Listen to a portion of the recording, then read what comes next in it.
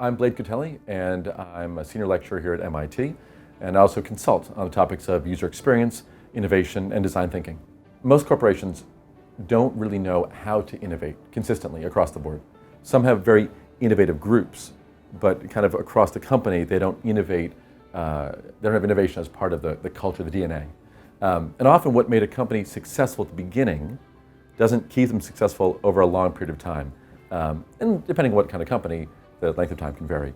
But these days, the world is changing so quickly on so many levels, in so many ways, and culture is shifting so much that we have to be able to have companies that can learn very quickly, learn new techniques, have a growth mindset, and adapt in order to be more innovative consistently. Startups by nature are kind of forced to really figure out what the core of their product is going to be, or service or offering.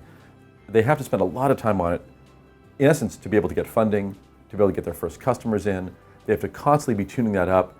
And once they start getting traction and it starts to kind of really explode, then they have to operationalize that and they grow the company.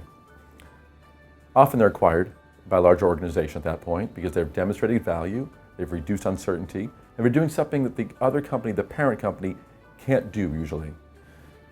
When the parent company brings that startup in, though, all of a sudden that culture can evaporate. And really good acquisitions mean that you have a larger company that knows how to bring in a smaller group and keep that small group working really efficiently. Or, in a good case, have whatever made that small group successful kind of bleed into the rest of the organization. When a large company acquires a small company, even if the small company is very, very innovative, it's hard for that large company to be able to absorb the techniques and have that kind of infect in a positive way the organization and become more innovative. Usually they squelch the innovation and the DNA of the company takes over.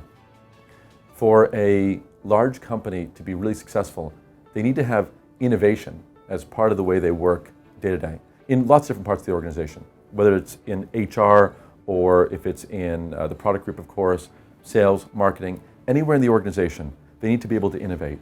So when they start doing that successfully, they're able to develop new concepts, new ideas, which adds energy to the teams.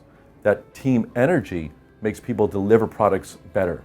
Even the marketing can affect the new products that come out because people can see what they made and see how the world sees it and be inspired by that in new ways.